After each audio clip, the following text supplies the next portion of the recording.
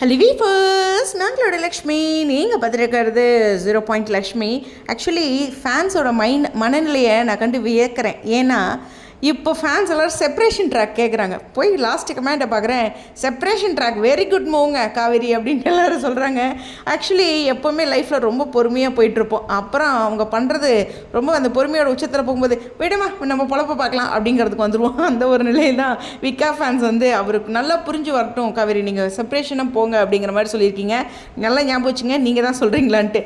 Okay, ரொம்ப முக்கியமான விஷயம். ஆல்ரெடி வந்து சுவாமி வந்து அந்த ட்ராக் லொக்கேஷன்லேருந்து ஸ்ரீனியோட அப்டேட்டில் இருக்கும்போது விஜய் அங்கே போயிட்டாரு அப்படிங்கிறது நமக்கு கிளியர் ஆகிடுச்சு.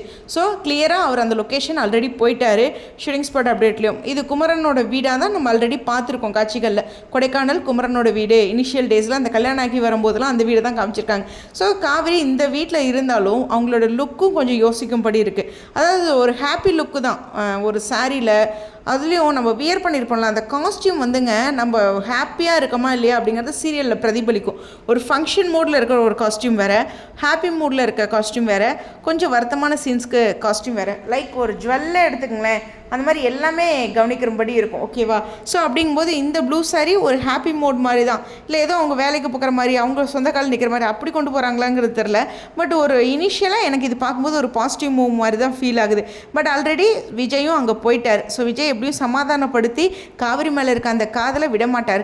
தாத்தா ஒரு விஷயம் வந்து இன்றைக்கி வாக்கு கொடுத்துருக்காங்க கிட்டத்தட்ட. என்னென்னா, அவங்க அம்மா வந்து நீங்கள் என்ன தப்பாகவே நினச்சாலும் பரவாயில்லப்பா, இதை நான் சொல்கிறேங்கய்யா அப்படின்ட்டு ஒரு விஷயம் சொல்லுவாங்க. காவேரி வந்து இதெல்லாம் பார்த்துட்டு இருந்தால் அவளுக்கும் மனசு ரொம்ப கஷ்டமாக போயிடும். நீங்கள் இதுக்கு ஒரு முடிவு பண்ணுங்கள், அந்த பொண்ணு எங்கே வேணாலும் ட்ரீட்மெண்ட் பண்ணுங்கள், என்ன வேணாலும் செலவு பண்ணுங்கள், ஆள் போட்டு பார்த்துங்க, இங்கே வச்சுட்டு இதெல்லாம் சங்கடம் வேண்டாம் அப்படின்னு சொல்கிறாங்க. இப்போ இவங்க அம்மாவே இப்படி சொல்கிறதையும் விஜய் மறுபடியும் ஏற்றுக்க மாட்டார். இவர் கொஞ்சம் ஓவராக தான் போயிட்டுருக்காரு அப்படின்ட்டு நம்மக்குள்ளே போயிட மாட்டேருக்குது. ஸோ ஏதோ ஒரு விஷயம் இருக்குது, அதாவது நம்மளால் கொஞ்சம் கணிக்க முடியுது. இருந்தாலும் டேரக்டர் என்ன ட்விஸ்ட் வைப்பார் அப்படிங்கிற ஒரு விஷயம் இருக்குது. ஸோ விஜயோடைய ஏதோ ஒரு முடிவுனால தான் காவேரி இப்படி ஒரு முடிவு எடுத்திருக்காங்கனாலும் காவேரி தேடி விஜயும் போயிருக்காரு அப்படிங்கிறதான். யோசிச்சு பாருங்கள், வெண்ணிலாவை என்ன பண்ணி வச்சிருக்காரு அப்படிங்கிறது ரொம்ப முக்கியமானது. வைஷாலி 2 நாளாக ஷூட்டிங் ஸ்பாட் அப்டேட்டே கொடுக்கல. அது ஒரு ஹாப்பியாக இருக்குது. ஏன்னா நேற்று அவங்க ஷூட்டிங் ஸ்பாட் அப்டேட் கொடுக்கலங்கிறனால ஒருவேளை அவங்கள வேறு எங்கேயாச்சும் ட்ரீட்மெண்ட்டுக்குன்னு ஒரு லொக்கேஷனில் விட்டுட்டாங்களா அப்படிங்கிறதும் கவனிக்கக்கூடியது.